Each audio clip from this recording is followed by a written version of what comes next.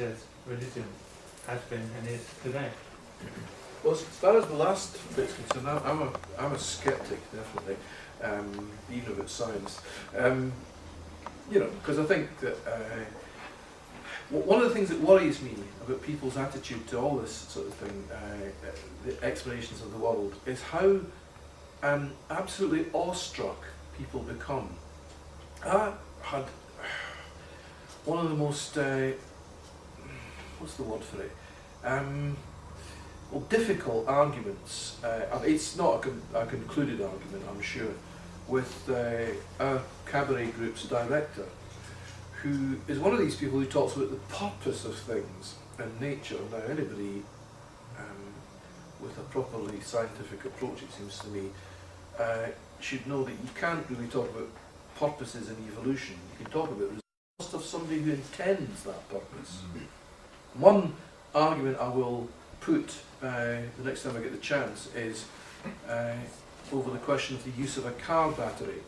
The purpose of a car battery, the reason why it's intended to exist, is to help power a car in various ways. However, as a keyboard player, I could use one to power my keyboard. That is a legitimate function that it could perform, but it might be my purpose for buying a car battery, but it isn't the general purpose for making them. So, because they were finding it difficult to understand the difference between purpose and function.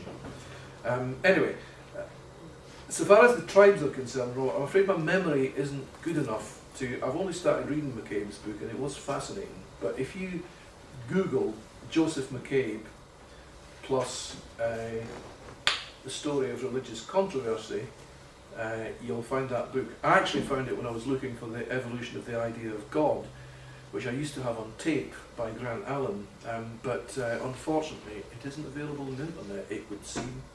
At least if it is, it's hiding somewhere. It's a damn good book, that. Anyway, both of them I think are worth reading.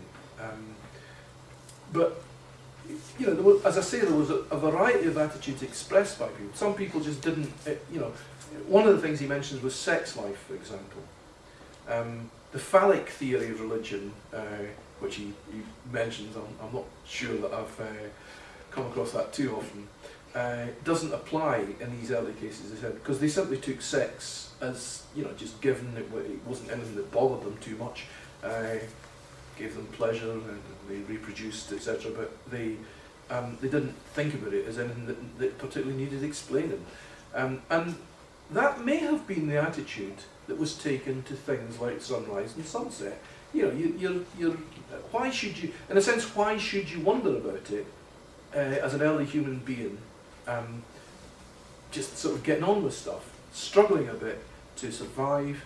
You know, it's when you've got some time to think that you may wonder about these things. You see the same pattern repeating itself time and time again, more or less, varying as you go through the year. You think, so why does this happen? Why does it happen like that, and then again and again and again? It may be when you've got some time to think that you start wondering about these things. You know, we would all have to check out what we could of the development of these ideas and the kind of things that arise from them.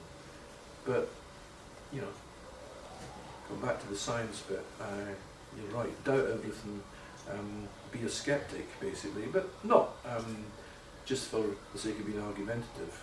Try and be a productive skeptic. Roger? Well, I picked up somewhere that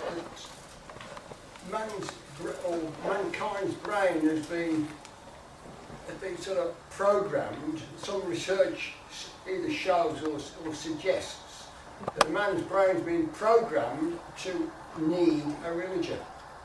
And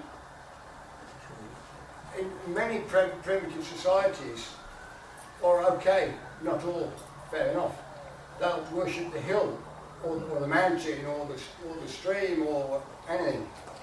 And to add further weight to my theory, in today's society where we have no religion, what do? They invent one, football. I'm making a serious point here. Many people, they think of their team and they support the team and they're so passionate they cry when the team loses. They do treat it like a religion. Well, certainly you've got a large amount of emotional involvement there. I think our brains are certainly equipped to feel, vast surges of emotion. However you like to put that. I don't know that they're programmed for any specific form that might take. But I think Simon has made the point on one of the lists years ago. The problem with religion is that it sort of takes over all this. It kind of tries to appropriate it all. And the emotion that we would otherwise experience in other things is perhaps being diverted into this rather unfortunate channel a lot of the time. I can remember hearing the play Equus on the radio, and one of the things that the bloke says about when he discovers his father in the cinema watching the porn film, he says that they were all sitting there like people in church, looking up at this goddess on the screen or whatever, and that was and what his father said about religion, in fact, was it's bad sex. Well, that's and that may be one element of it. Anyway, some of I believe there's a Catholic hymn called "Soul of My Saviour," which was described by none other than Livy Purvis as that hothouse Catholic hymn. I don't know whether Simon can or any other ex-Catholics can give us any insight into that particular example. But anyway, there are sort of Christian hymns that are a bit, what shall we say, highly tender and emotional when it comes to these subjects. And the boundaries get blurred. But in any case, I think the point is that we as human beings, I don't think we're absolutely unique in this, incidentally, but we certainly have it to a far higher degree, it would seem, than any other animal. We're capable of feeling really deep and various emotions, and religion may partly embody or help to channel some expressions of that. I think Gwyn was next, and then maybe just one or two more points after that. I'd like Sandy to abandon the analysis and go in for a bit of speculation. My question is, will there be religion in socialism? If yes, what kind might it be? And if not, why not? Well, that might preempt Howard's talk a bit, or let Sandy ask. Well, I'm just going to be sort of fairly broad on this.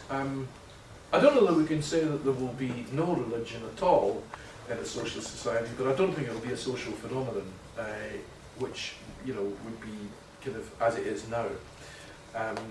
There may be people who continue to, people coming into a socialist society will have these views, and they may be carried on in some form by some, but I think definitely that the idea which has been expressed that they're almost, kind of unaccountable confidence by some people that there will be millions of people with religious views is questionable, and it certainly can't, I suppose it can't be proven one way or the other.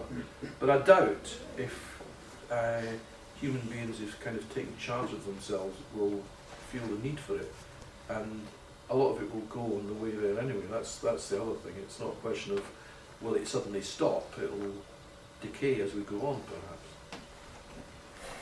Anyone else?